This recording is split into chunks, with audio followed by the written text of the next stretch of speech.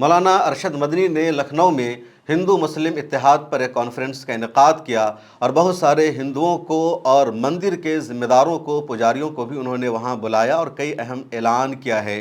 खबर दर खबर में इसकी तफसील जानेंगे। उत्तर प्रदेश के कुछ पुलिस अफसरान के ख़िलाफ़ अब कार्रवाई की जा रही है और वजह यह है कि मेरठ के कुछ पुलिस अफसरान ने दलितों के साथ वही बर्ताव किया जो मुसलमानों के साथ करते रहे हैं। मौलाना मोहम्मद अली जौहर यूनिवर्सिटी को बचाने की कोशिश लगातार जारी है और आज अखिलेश यादव ने वहां अपना पैगाम भेजा और उसके बाद क्या हुआ, खबर दर खबर में इसके बारे में भी जानेंगे। बिहार की एक मुसलमान महिला के साथ लखनऊ में जो अंजाम हुआ है बेहद भयानक है और इसका जानना भी आपके लिए ज़रूरी है ताकि आप अपने लोगों को बचा सके। सोनम वांगचुक को जंतर मंतर से हटा दिया गया है, लेकिन उसके बाद जंतर मंतर पर बहुत बड़ी भीड़ इकट्ठा हो गई है और ताज़ा सूरत हाल क्या है, खबर दर खबर में ये भी जानेंगे। इसके अलावा ये भी बताएंगे कि अमेरिका और ईरान के दरमियान फ़िलहाल क्या चल रहा है और जंग का अगला रुख क्या होगा। एक और अहम तरीन खबर है और ख़बर यह है कि बरतानिया में एक मंदिर को बेचा गया, मुसलमानों की एक तंजीम ने ख़रीद लिया, उसके बाद वहाँ एक नई लड़ाई शुरू हो गई है।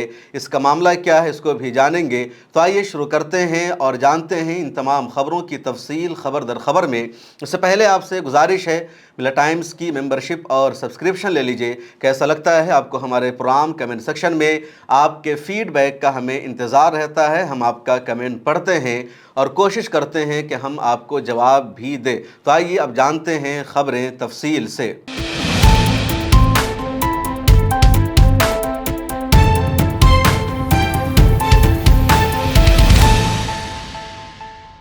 मिला टाइम्स में खुशामदीद। मैं हूँ आपके साथ शम्स तबरेज़ कासमी। उत्तर प्रदेश की ललिता गौतम का केस आपको मालूम है, मई में ललिता गौतम का कत्ल हो गया था। वो एक दलित लड़की थी और LLB मेरठ के कॉलेज से कर रही थी। उसके बाद उसके बॉयफ्रेंड को गिरफ्तार किया गया, लेकिन उसके घर वालों ने इल्ज़ाम लगाया कि हमें इंसाफ नहीं मिला। उसके बाद उन लोगों ने प्रोटेस्ट किया, एहतजाज किया और प्रोटेस्टर्स पर पुलिस ने हमला किया, थप्पड़ लगाया गया और जो प्रोटेस्ट कर रहे थे उनके खिलाफ एक्शन हुआ, उन पर FIR दर्ज हुई। उसके बाद कई दलित नेताओं ने मजबूती के साथ आवाज़ उठाई। अखिलेश यादव ने ललिता गौतम की फैमिली से मुलाकात की और कहा कि हमारी सरकार आएगी तो हम आपको सरकारी नौकरी देंगे। उसके अलावा 2 लाख रुपए का चेक उन्होंने दिया। चंद्रशेखर आज़ाद मिलने गए और उनको मिलने से रोका गया तो उन्होंने वहीं पर हंगामा किया।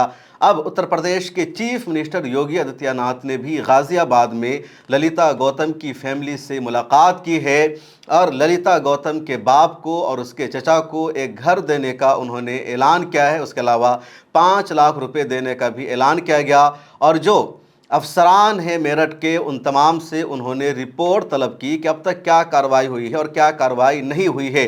इन कार्रवाइयों से ललिता गौतम की फैमिली मुतमईन है या नहीं है, ये पूरी तफसीली रिपोर्ट हमें चाहिए। उसके अलावा इस केस की जो एक सीनियर ऑफिसर थी CO सौम्या अस्थाना, उसके ख़िलाफ़ इंक्वायरी बैठा दी गई है। दूसरे अफसरान की भी तफ्तीश की जा रही है कि किन लोगों ने लापरवाही बरती और अब तक क्यों ललिता गौतम के परिवार को इंसाफ नहीं मिल सका।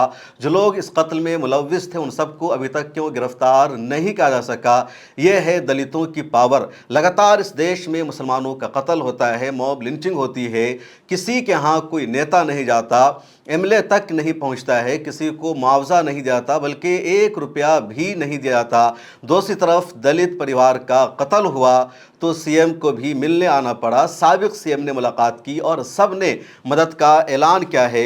योगी आदित्यनाथ से फैमिली को जिस लीडर ने BJP के मिलवाया उनका नाम है असीम अरुण और ये मेरठ में BJP के प्रभारी मंत्री है। उन्होंने मुलाकात के बाद क्या कुछ कहा, इसको सुनिए और समझिए कि किस तरह देश में 2 तरह से सिस्टम चलता है। अगर आप मुसलमान हैं तो आपका कत्ल होगा, आपका मर्डर होगा और किसी तरह की कोई मदद आपको नहीं मिलेगी, बल्कि आप इंसाफ से भी महरूम रहेंगे। लेकिन अगर आप दलित समाज से ताल्लुक़ रखते हैं या आपका रिलीजन कुछ और है तो फिर आपको इंसाफ मिलेगा। ये भी ज़रूरी है कि इंसाफ के लिए लड़ना पड़ता है, आवाज़ उठानी पड़ती है और मुसलमान अब इंसाफ के लिए लड़ाई लड़ना बंद कर चुका है। सुनिए इस क्लिप को। थाना TP नगर में जो गंभीर घटना हुई, हमारी एक बेटी के साथ में रेप और मर्डर की घटना हुई। इस संबंध में पुलिस द्वारा एक इन्वेस्टिगेशन किया गया इन्वेस्टिगेशन से परिवार संतुष्ट नहीं था, उनके द्वारा एक प्रदर्शन किया गया जिसको लेकर के एक लॉ एंड ऑर्डर का मुकदमा भी कायम हुआ। माननीय मुख्यमंत्री जी ने इस पूरे घटनाक्रम को बहुत गंभीरता से लिया है। पिछले 6-7 दिन से लगातार मुख्यमंत्री जी डेली स्वयं इसकी रिपोर्टिंग ले रहे हैं और उनके निर्देश इस मामले में और हर मामले में बिल्कुल स्पष्ट हैं कि जो सबूत है उसके आधार पर कार्रवाई करना है। दूध का दूध, पानी का पानी, इस बात से कोई फर्क नहीं पड़ता कि कौन बंद हो रहा है, कौन छूट रहा है, जो सबूत है उसके अनुसार कार्रवाई करना है। यहाँ पे जो प्रकरण था, एक अभियुक्त अंकुश जिसको पुलिस ने अरेस्ट किया, जेल भेजा। दूसरा अभियुक्त अंकित जो कि पीएससी का कांस्टेबल है, उसका रोल क्या है, उसके खिलाफ सबूत क्या है। माननीय मुख्यमंत्री जी ने स्वयं एडीजी श्री भानु भास्कर जी को निर्देशित किया। भानु जी को मैं धन्यवाद दूंगा, उनकी सराहना भी करूंगा कि उन्होंने स्वयं 3 घंटा बैठ करके पूरी विवेचना की समीक्षा की और उस समीक्षा के बाद में सभी जो तथ्य हैं, सबूत हैं, उनका आकलन किया गया और आकलन करने के बाद में पीएससी के निलंबित कांस्टेबल अंकित की गिरफ्तारी की गई। जमीयत उलमा हिंद के सदर मौलाना अरशद मदनी ने लखनऊ में आज एक कॉन्फ्रेंस का इनेकाद किया जिसका उन्वान ही था हिंदू मुस्लिम इत्तेहाद, और मुल्क के मुख्तलिफ शहरों में भी वो इसी तरह की कॉन्फ्रेंस करने जा रहे हैं। दिल्ली में भी इसी तरह की कॉन्फ्रेंस मुनक्किद करेंगे। लखनऊ में जिन्होंने कॉन्फ्रेंस मुनक्किद की तो उसमें उन्होंने सिखों को बुलाया, हिंदुओं को बुलाया, दूसरे मज़हब के पैरोकारों को बुलाया और सब लोगों ने वहाँ कहा कि हिंदू मुस्लिम एकता और इत्तेहाद ज़रूरी है। हिंदुस्तान में बरसों से हिंदू और मुसलमान एक साथ रहते आए हैं। मौलाना अरशद मदनी ने वहाँ कहा कि आप कुरान पढ़िए, कुरान में इंसानियत की बात की गई है, कुरान में सभी को साथ लेकर चलने का पैगाम दिया गया है। मौलाना ने यह भी कहा कि ओम अल्लाह ईश्वर सभी एक है और हम सबको एक साथ रहना चाहिए। मौलाना ने जमीयत की तारीख़ बताई कि हम चुनाव नहीं लड़ते हैं, हम इलेक्शन में नहीं आते हैं, लेकिन हम हिंदुस्तान को अजीम बनाने की कोशिश कर रहे हैं। हमारे आबाओ अजदाद ने ही हिंदुस्तान का आइन बनाया, उस पर हमने एग्री किया और हम चाहते हैं कि हिंदुस्तान उसी आइन से चले। हिंदुस्तान के आइन के साथ किसी तरह की छेड़छाड़ न की जाए। वहाँ सुप्रीम कोर्ट ऑफ इंडिया की सीनियर वकील भी थी इंदिरा जय सिंह। उन्होंने एक तारीख़ी जुमला कहा और कहा कि मैंने बचपन में अजान सीखी थी, बहुत ही खूबसूरत कलिमात है उसके, लेकिन कोर्ट की मसरूफियात की वजह से मैं भूल गई। अब मैं दोबारा अजान सीखना चाहूँगी। एक अलग वीडियो बनाकर मैं मौलाना अरशद मदनी की और दूसरे रहनुमाओं की जो तकरीर है वो आपको सुनाऊँगा। प्रोग्राम ख़त्म हो जाने के बाद मौलाना अरशद मदनी ने सहाफ़ियों से बातचीत करते हुए जो कुछ कहा उसका कुछ पार्ट आप सुनिए। इस इज्तिमा का मकसद और उद्देश्य सबको जमा करके फ़िरक़ा परस्ती के मौजूदा गंदे माहौल को पैदा करने के मुकाबले में जमीयत उलमाए हिंद की तरफ से उसके तमाम वर्कर्स और इस इज्तिमा में शरीक तमाम भाइयों से ये बात कहनी है कि फ़िरक़ा परस्त ताकतों के पैगाम नफ़रत के मुकाबले में वो प्यार और मोहब्बत के माहौल को पैदा करें। यही आज के इस इज्तिमा का मकसद है। वो पैदा करें, चाहे आप अपने महलों में हों, चाहे अपने देहातों में हों, चाहे अपने शहरों में हों, चाहे बाज़ारों में हों, चाहे खेत कियारी में हों। अपने पड़ोसी की मदद करना, प्यार और मोहब्बत का इजहार करना, दुख दर्द में शरीक होना, यहाँ तक कि अगर वो आपको बुरा भला कहता है तो उसको भी गर्दन झुकाकर सुन लेना, यही प्यार और मोहब्बत है। आप नफ़रत की आग को नफ़रत से नहीं मिटा सकते। नफ़रत की आग के लिए प्यार और मोहब्बत का पानी बखेरना ज़रूरी है। इसलिए मैं तमाम मुसलमानों बल्कि तमाम हिंदुओं और तमाम सिख और ईसाई और तमाम बुद्धिस्ट और हिंदुस्तान के हर फ़िरक़े से ये बात कहता हूँ कि एक दूसरे के साथ प्यार और मोहब्बत का बर्ताव करें। ख़ास तौर पर मुसलमान जो यहाँ अच्छे खासे बड़े तबके के अंदर शरीक हैं, मैं ये कहता हूँ कि जहाँ आपका मदरसा है आप वहाँ के लोगों को बुलाएं, उनको दिखलाएं कि आप क्या पढ़ते हैं, कुरान क्या कहता है, हदीस किस प्यार और मोहब्बत का पैगाम देता है। आज़म खान की बनाई हुई मौलाना मोहम्मद अली जौहर यूनिवर्सिटी को डेमोलिश करने का योगी सरकार ने जो फैसला सुनाया, लगातार उसकी मजम्मत हो रही है और तमाम लोग उसके खिलाफ बोल रहे हैं। गोदी मीडिया के पत्रकारों ने भी सरकार की इस पर तनकीद की है। आज वहाँ अखिलेश यादव का पैगाम लेकर रामपुर के एमपी मौलाना मुहिबुल्लाह नदवी पहुँचे और उन्होंने कहा कि यूनिवर्सिटी जैसे है वैसी ही बाकी रहेगी। हम सब लोग मुत्तहिद हैं और इस यूनिवर्सिटी को बचाने की पूरी कोशिश की जाएगी। उधर स्टूडेंट्स भी सरकार के खिलाफ है और मामला अब अदालत में पहुंच चुका है। मौलाना मुहिबुल्लाह नदवी ने वहां पहुंचकर क्या कुछ कहा, पहले आप इसे सुनिए। इजाजत आपको दी यहाँ आने के लिए? देखिए, मैंने पहले कहा कि मैं पार्टी का एक सिपाही हूँ, पार्टी की नुमाइंदगी कर रहा हूँ यहाँ पर, और माननीय अखिलेश यादव जी का ही पैगाम लेकर के मैं आप सब जनता के दरमियान और आप मीडिया के दरमियान ये इस बात का ऐलान करता हूँ कि पूरी पार्टी जिस तरह से माननीय मुलायम सिंह यादव जी मरहूम और अन्य अखिलेश यादव जी जो हमारी पार्टी के प्रेसिडेंट सदर साहब हैं, वो पूरी पार्टी जो है इसको अल्हम्दुलिल्लाह यूनिवर्सिटी के क़याम से लेकर अब तक खड़ी है और खड़ी रहेगी। इसलिए कि योगदान आप किसका मानते हैं, समाजवादी पार्टी का, नेताजी का या अखिलेश जी का? देखिए, यूनिवर्सिटियां एक दो दिन की मेहनत से नहीं होती। यूनिवर्सिटियां बड़ी मेहनत होती है और बहुत सी मेहनतें, बहुत से दिमाग, बहुत सी कोशिशें सब लोगों की होती हैं। लेकिन 3 नाम ऐसे हैं, समाजवादी पार्टी की सरपरस्ती माननीय मुलायम सिंह यादव जी, अखिलेश यादव जी की सरपरस्ती और माननीय आजम खान साहब की मेहनत, उन तमाम चीजों को मिलाकर के यूनिवर्सिटी वजूद में आई है। और तमाम जनता ने, इवन बाहर के भी लोगों ने यूनिवर्सिटी को अपना समर्थन दिया है, अपनी हिमायत जारी की तरफ से, समाजवादी पार्टी की तरफ से एक प्रवक्ता ने ये कहा कि अगर ये बिल्डिंगें गिरा दी जाएंगी तो जब सपा की सरकार आएगी तो चाहे 10,000 करोड़ रुपए लगे हम दोबारा बना देंगे। तो क्या गिराने का इंतजार करेंगे या रोकने के लिए कुछ करेंगे? देखिए, हम बिल्कुल ये नहीं चाहेंगे, एक जिम्मेदार होने की हैसियत से हम कह रहे हैं कि यूनिवर्सिटी का कोई एक प्लास्टर भी गिरे, क्योंकि इस बड़े काड़े कमाई मेहनत की ये चीज है और ये हमारी साझा विरासत की अलामत है।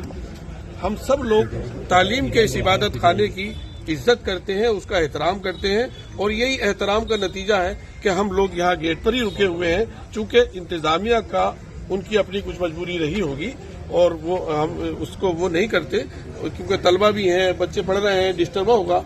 हम डिस्टर्बेंस के लिए नहीं आए हैं, बल्कि हम यूनिवर्सिटी के वकार को बुलंद करने के लिए आए हैं और हमारे साथ हिंदू, मुसलमान, सिख, ईसाई सब लोग हैं साथ में। और ये यूनिवर्सिटी की खूबसूरती है।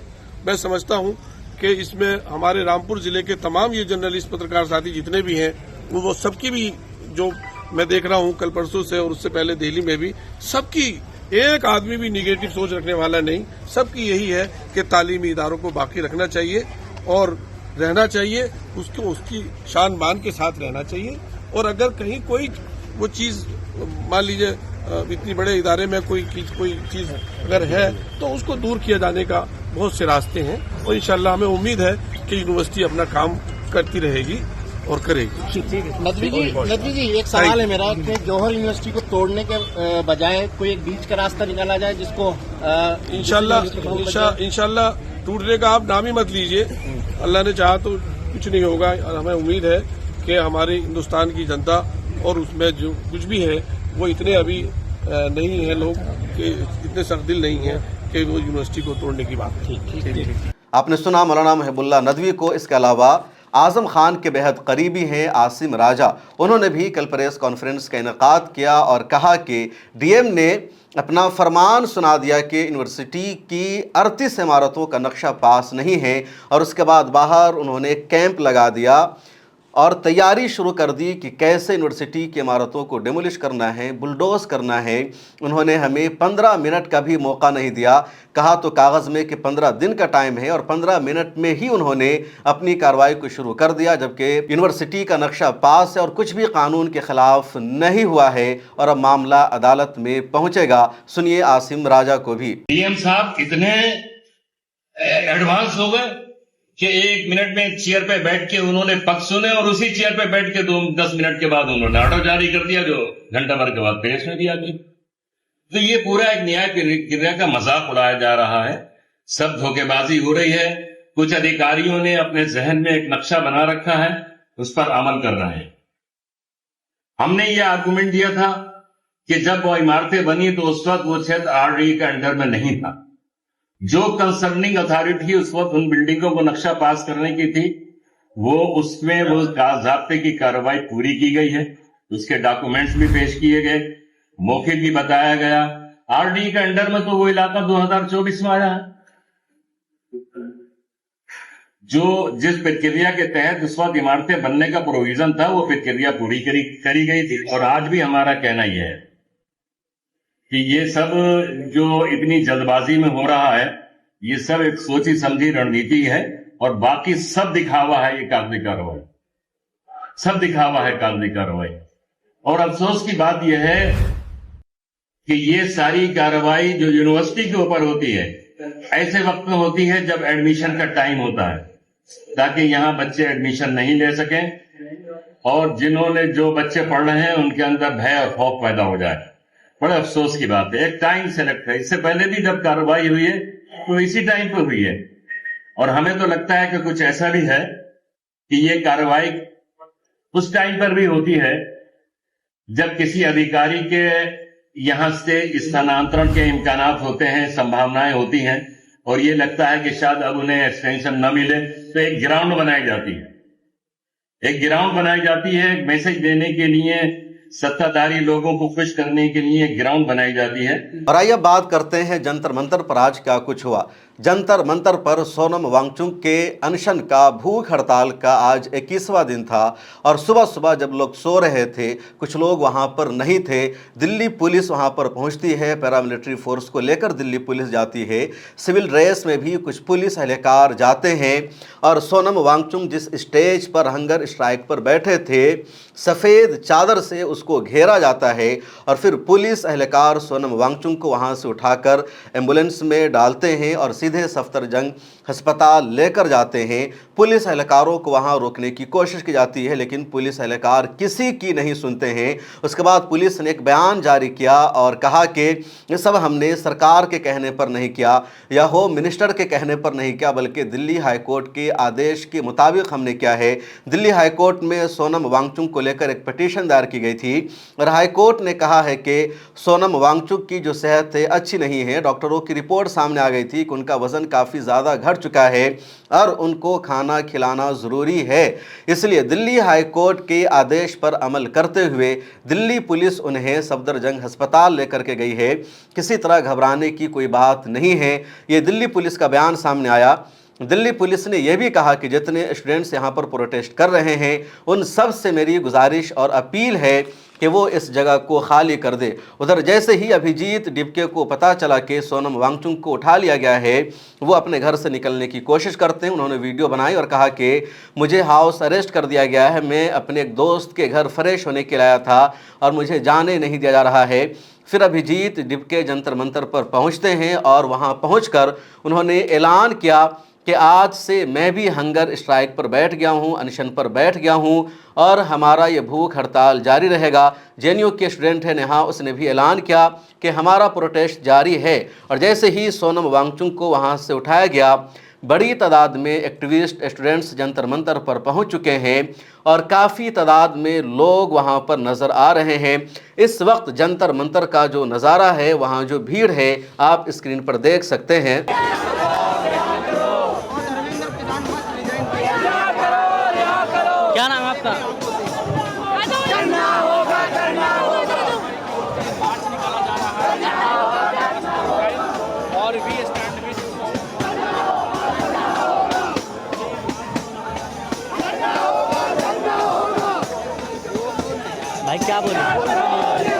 देख सकते हैं दर्शकों, छात्रों द्वारा काफ़ी ज़्यादा नारेबाजी की जा रही है, भीड़ देखने को मिल रही है और छात्रों में नाराज़गी आक्रोश है, क्योंकि जिस तरीके से सोनम वांगचुक जी को सुबह दिल्ली पुलिस लेकर गई है, इससे कहीं ना कहीं नाराज़गी है। और 20 तारीख के दिन क्या होने वाला है, कितना बड़ा ये प्रोटेस्ट होने वाला है, इसका अंदाज़ा आप इसी बात से लगा लीजिए कि आज सोनम वांगचुक जी के जाने के बाद यहाँ पर काफ़ी ज़्यादा संख्या में लोग यहाँ पर आए हुए हैं। आइए कुछ लोगों से बात करते हैं। क्या नाम है आपका? सलमान।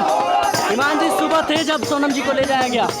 जी हम लोग नहीं थे यहाँ पर जी। उनके जाने के बाद क्या लगता है, आंदोलन ये कमजोर पड़ेगा? हिम्मत बढ़ गई भाई, हार गए ये लोग उन्हें उठाने के बाद जी, हार गए। उन्हें उठाने की इतनी हिम्मत हो गई, ये लोग हार गए जी। और इसके अलावा कुछ नहीं है इनके लिए, हार है इनके लिए, हार। पब्लिक को इतना गुस्सा है। ऐसा क्यों लगता है आपको? यार आपको नहीं लगता? आपको नहीं लगता? आपको नहीं लगता? 20 तारीख की क्या योजना है? 20 तारीख को देखे जाएगा, 20 तारीख को आने दो, वक्त बताएगा जिस हिसाब से आज चल रहा है। जिस तरीके से आज बड़ी संख्या में अचानक से छात्र जुड़े हैं, क्या लगता है उस दिन और ज्यादा लोग आएंगे? भाई मेरे अपोजिशन पार्टियों के रहनुमा ने इस पूरे अमल की मजम्मत की और कहा कि ऐसा जमहूरियत में नहीं होता, सरकार को बातचीत करनी थी, सोनम वांगचुक का जो मुतालबा है उसे सरकार को सुनना था, लेकिन सरकार ने उल्टा कर दिया। सोनम वांगचुक को ही सरकार ने वहां से उठा लिया ताकि उनकी भूख हड़ताल को ख़त्म की जाए। ऐसा जमहूरियत में, डेमोक्रेसी में नहीं होता। और पुलिस ने इसको एक अलग रंग दे दिया कि सरकार पर कोई आंच ना आए, अमित शाह साहब की कोई बदनामी ना हो, बीजेपी की कहीं पर कोई बदनामी ना हो। और कहा जा रहा है कि कोर्ट के आदेश पर दिल्ली पुलिस अमल कर रही है, सरकार का, बीजेपी का कोई अमल दखल नहीं है। दूसरी तरफ बीजेपी के लीडर सब लगातार सोनम वांगचुक को चीन का एजेंट बोल रहे हैं।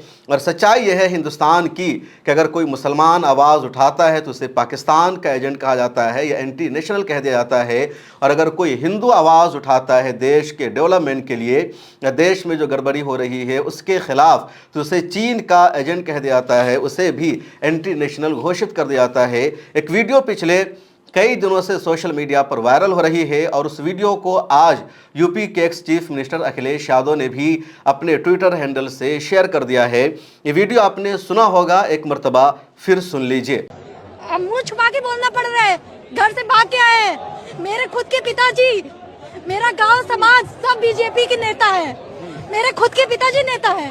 बीजेपी में आपके पिताजी नेता है? हाँ है, छोटे से लेके बड़े तक हमारे घर में जितने सदस्य हैं सब बीजेपी के नेता है। पर हमें घर में भी लड़ना पड़ रहा है। हम यूपी से भाग के आ रहे हैं प्रयागराज से। क्या कर रही है सरकारें? सो रही है। तो आपके घर वाले खुद बीजेपी के नेता है, बीजेपी में है, तो आपको उनसे क्या प्रॉब्लम है? आप उनसे अलग क्यों होना चाह रहे हैं? नहीं, ये जो चल रहा है ये गलत है। कि कोई 21 लोग मर रहे हैं, 21 लोग मर रहे हैं। मैं सामने देखे क्या करूंगी? और ये सरकार क्यों सो रही है? अगर आज नहीं बोली तो जिंदगी में भाजपा कभी आ नहीं पाएगी दोबारा। ये गलत है। आपने मास्क क्यों लगाया हुआ? ताकि कोई पहचान ना पाए, बस इसलिए। मेरा फेस, समाज से डर है, घर वालों से डर है। हम घर से आए हैं ना अपने। अब मुंह छुपा के बोलना पड़ रहा है, घर से भाग के आए हैं। मेरे खुद के पिताजी, मेरा गांव समाज सब बीजेपी के नेता है। मेरे खुद के पिताजी नेता है। बीजेपी में आपके पिताजी नेता है? हाँ है, छोटे से लेके बड़े तक हमारे घर में जितने सदस्य हैं सब बीजेपी के नेता है। पर हमें घर में भी लड़ना पड़ रहा है। हम यूपी से भाग के आ रहे हैं प्रयागराज से। क्या कर रही है सरकारें? सो रही है। तो आपके घर वाले खुद बीजेपी के नेता है, बीजेपी में है, तो आपको उनसे क्या प्रॉब्लम है? आप उनसे अलग क्यों होना चाह रहे हैं? नहीं, ये जो चल रहा है ये गलत है। कि कोई 21 लोग मर रहे हैं, 21 लोग मर रहे हैं। मैं सामने देखे क्या करूंगी? और ये सरकार क्यों सो रही है? अगर आज नहीं बोली तो जिंदगी में भाजपा कभी आ नहीं पाएगी दोबारा। ये गलत है। आपने मास्क क्यों लगाया हुआ? ताकि कोई पहचान ना पाए, बस इसलिए। मेरा फेस, समाज से डर है, घर वालों से डर है। हम घर से आए हैं ना अपने। अपना घर छोड़ के आया। मेरा बाप ना बीजेपी का बहुत बड़ा मेंबर है, ठीक है, पॉलिटिशियन है। ये देख लो भाई, मैं खुद आरएसएस का मेंबर हूँ। मेरे पापा मेरे को कहते कि जो 30 बच्चे मरे हैं उनसे तेरे को क्या लेना देना, हमें क्या लेना देना है। तू घर में बैठ, तेरे पास पैसा है, तू लॉ की स्टडी, मैं लॉ की स्टडी कर रहा हूँ भाई, तू लॉ की स्टडी कर रहा है, अपनी स्टडी कंप्लीट कर, तू बाहर चले जाइए, तेरे को इन सब चीजों से क्या मतलब है। लेकिन मैंने बोला ठीक है, कोई बात नहीं, अगर आपके अंदर ये दिल, मैं 2 भाई हूँ, आपके अंदर ये दिल है ना, तो मैं तो ये सोच रहा हूँ कि जब आप 30 बच्चों के बारे में नहीं सोच रहे हो, तो कल को आपको कोई 2-4 करोड़ और रुपए देगा, बोलेगा मैं तेरे को प्राइम मिनिस्टर बना देता हूँ, अपने एक बेटे को कुर्बान करते, आप कर दोगे, अपने बच्चों के आप कर दोगे, ठीक है? क्योंकि पॉलिटिशियन ना सबसे चोर होते हैं सर। मेरा बाप है, मेरे को पता है, ठीक है? नहीं सर, हंसने वाली बात नहीं है, मेरे को पता है, क्योंकि मेरे बाप के साथ ना, मेरा बाप जिस गाड़ी में चलता है ना, उस गाड़ी को जो साफ भी करता है ना, वो भी मतलब 30-40 हजार रुपए महीने की तनख्वाह। जो मेरा ड्राइवर है ना मेरे पापा का, वो भी 30-40 हजार। और मेरे पापा ना किसी रोड छाप पे ऐसे गरीब होते हैं, उनको नहीं अपनी गाड़ी छूने देते। ये माइंड सेट है मेरे बाप का, सबसे घटिया। भाई देखो हम ना इसी, और ये नहीं कि मेरे पापा पैदा हुए उनके पास करोड़ों की प्रॉपर्टी थी, उन्होंने भी बनाया है, पहले वो भी गरीब ही थे, बट अब वो अमीर हो चुके हैं, उनमें घमंड आ चुका है कि कोई बात नहीं। मैंने सिर्फ उनको एक ही चीज बोला, ठीक है आपके पास 2 बेटा है ना, 30 वो बच्चे मरे हैं, 31वां मेरा सोच लेना। तब आप ये 1 मिनट के लिए ये चीज सोचना कि 31वां मेरा बेटा मरा है, ठीक है? मैं जा रहा हूँ, आज के बाद आप मेरे को देखोगे नहीं, कुछ नहीं करोगे। मेरी मम्मी के मेरे पास मिस कॉल्स आ चुके हैं, मैं दिखा देता हूँ। बिहार की एक लड़की है हिना खातून, पिछले 10 सालों से लखनऊ में रह रही है और वहां जॉब कर रही है।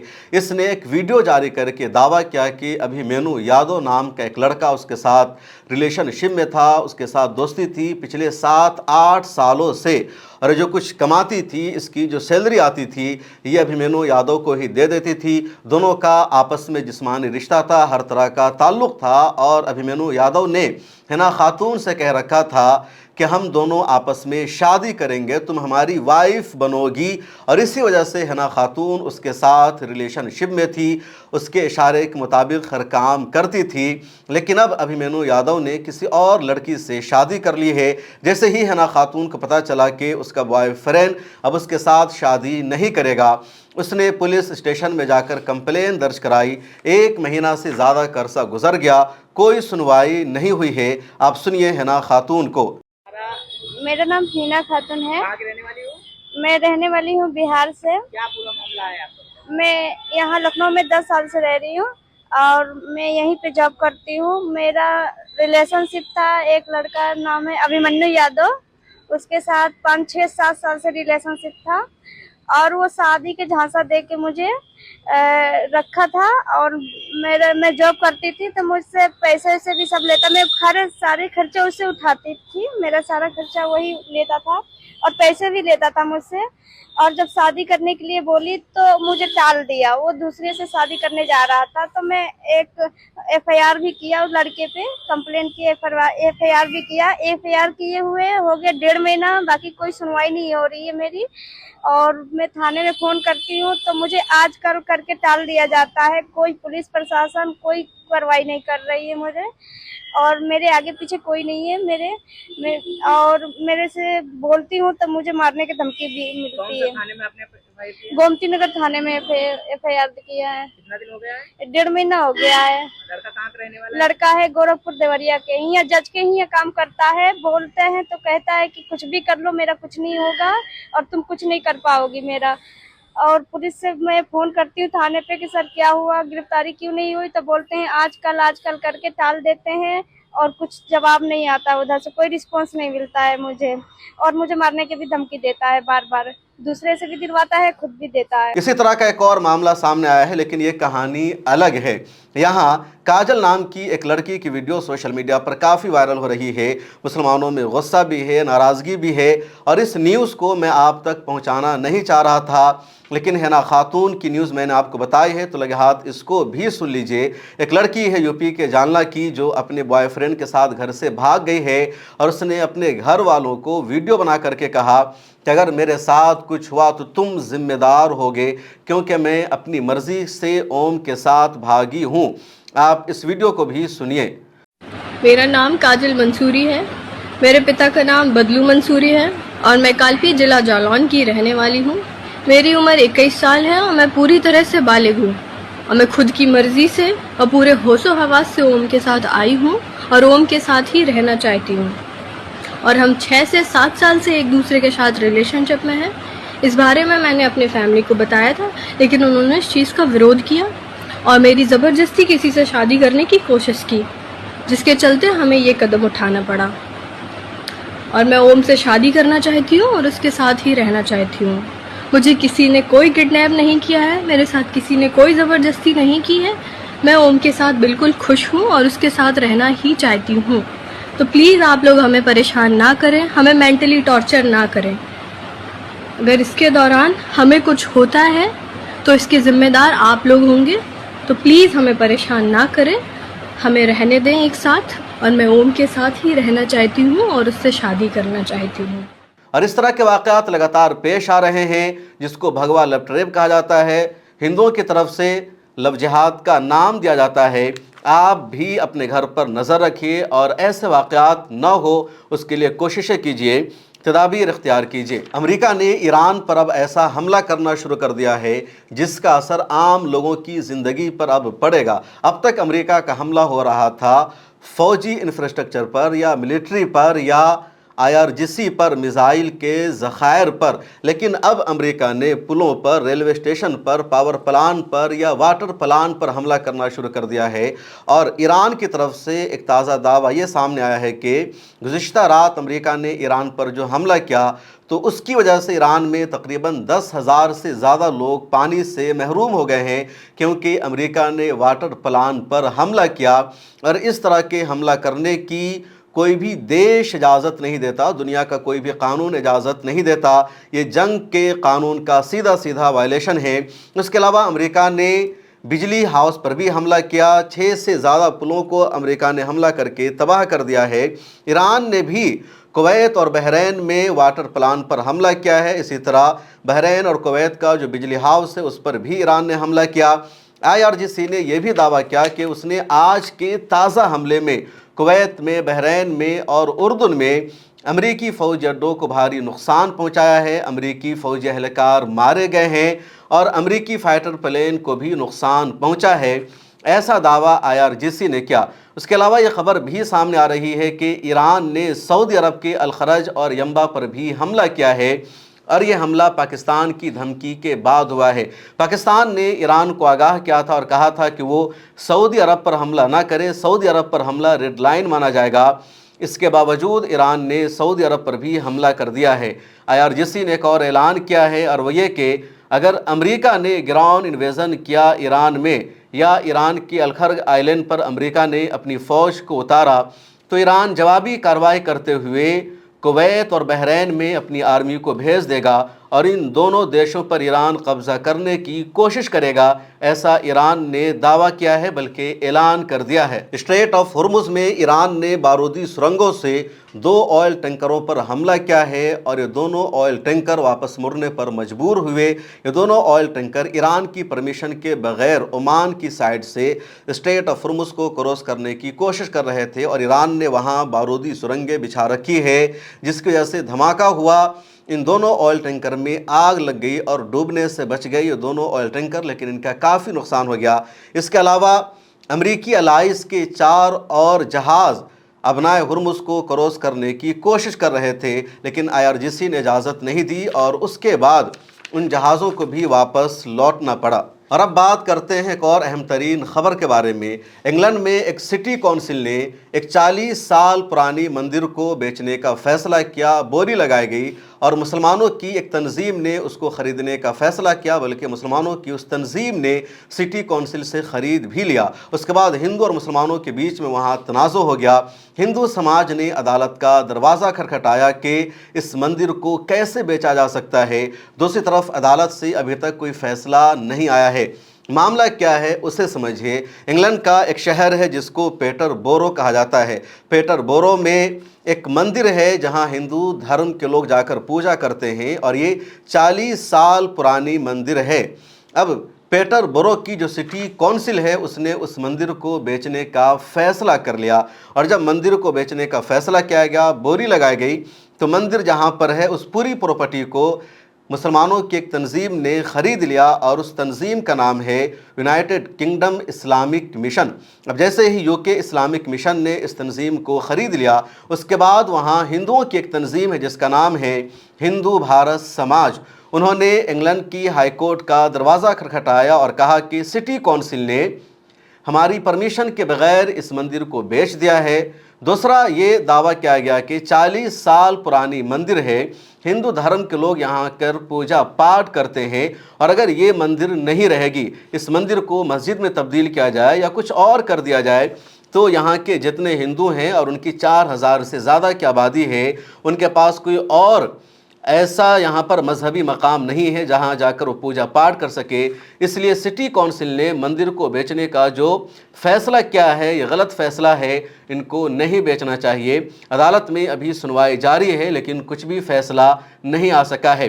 अब यहाँ पर लड़ाई ये नहीं है कि यूके इस्लामिक मिशन ने इस मंदिर को क्यों ख़रीदा, बल्कि मुकदमा है दरअसल पेटरबरो सिटी काउंसिल के ख़िलाफ़ कि उसने 40 साल पुरानी मंदिर को क्यों बेच दिया। जब इतनी पुरानी मंदिर है और इसकी एक तहज़ीब है, इसकी तारीख़ है, हिंदुओं की आस्था जुड़ी हुई है, तो नहीं बेचना चाहिए। आप कहेंगे कि सिटी काउंसिल को इख्तियार कैसे है मंदिर को बेचने का, तो हकीकत यह है कि पेट्रोबोरो सिटी काउंसिल में जो मस्जिद पड़ती है तो मस्जिद वहाँ की सरकारी ज़मीन पर है और बजट की कमी की वजह से, किसी और वजह से वहाँ की काउंसिल ने इस मंदिर को बेचने का फ़ैसला किया कि जो चाहे ख़रीद ले, क्योंकि ये सरकारी प्रॉपर्टी थी। और अब सिटी काउंसिल ने बेचने का ऐलान कर दिया। मंदिर के ज़िम्मेदारों ने नहीं ख़रीदा, उतना पैसा अदा नहीं किया, तो उससे ज़्यादा पैसा अदा करके यूके इस्लामिक मिशन ने ख़रीद लिया। इंग्लैंड में ज़्यादातर जो मस्जिदें बनी हुई है वो इसी तरह की बनी हुई है कि कोई पुराना चर्च है और वो चर्च आबाद नहीं है और काउंसिल ने उस चर्च को बेच दिया। मुसलमानों ने उस चर्च को ख़रीद कर मस्जिद बना लिया, क्योंकि नई मस्जिद बनाने के लिए उमूमन वहाँ आसानी से परमिशन नहीं मिल पाती है, लाइसेंस नहीं मिल पाता, नक्शा पास नहीं होता है, क्राइटेरिया बहुत लंबा चौड़ा होता है। लेकिन पहले से कोई चर्च है और सरकार उसे बेच रही है, नीलाम कर रही है, तो उस चर्च को या मंदिर को मस्जिद में तब्दील करना आसान हो जाता है। इसलिए इंग्लैंड में मुसलमान ज़्यादातर चर्च को या दूसरी मजहबी इमारतों को ख़रीद कर ही मस्जिद बनाते हैं। ये वहाँ आम बात है और ये भी उसी का एक पार्ट है। खबर दर खबर में आज इतना ही। आखिर में आपसे एक बार फिर गुजारिश है, मिला टाइम्स की मेंबरशिप और सब्सक्रिप्शन ले लीजिए। मुझे दीजिए इजाज़त, मिलते हैं अगले एपिसोड में। अल्लाह हाफिज़। अगर आप चाहते हैं कि मीडिया के मैदान में हमारी कोई आवाज़ बने, मिला टाइम्स मजबूत हो और इसी तरह आज़ादी के साथ ये इदारा काम करता रहे, तो आपको इसकी मंथली मेंबरशिप और सब्सक्रिप्शन लेनी होगी। ज़्यादा नहीं, महीने में 99 या 299 की भी आप मेंबरशिप लेंगे, ये इदारा मजबूत बनेगा। आपकी आवाज़ को इसी तरह मिला टाइम्स उठाता रहेगा। यहाँ एक QR कोड आपको दिख रहा है, इसको आप स्कैन कर सकते हैं या डिस्क्रिप्शन में हमारी वेबसाइट का लिंक मौजूद है, उस पर क्लिक कीजिए। इस तरह का पेज खुलेगा आपके मोबाइल पर, जहाँ पहले अपना नाम लिखना है, जिस तरह कॉलम बना हुआ है फर्स्ट नेम एंड लास्ट नाम का। उसके बाद फ़ोन नंबर आपको लिखना है, उसके नीचे ईमेल ID आपको अपनी डालनी है, उसके नीचे आई डिक्लेयर लिखा हुआ है जहाँ आपको टिक कर देना है। नीचे आ जाएंगे, पे नाउ का बटन मौजूद है, जैसे ही आप क्लिक करेंगे UPI एप्लीकेशन खुल जाएगा, खा गूगल पे हो, फ़ोन पे हो, पेटीएम हो या कुछ और हो, और वहां से आगे जो पेमेंट का प्रोसेस है उसको कंप्लीट करना है। इस तरह आप मिला टाइम्स के मेंबर और सब्सक्राइबर बन जाएंगे।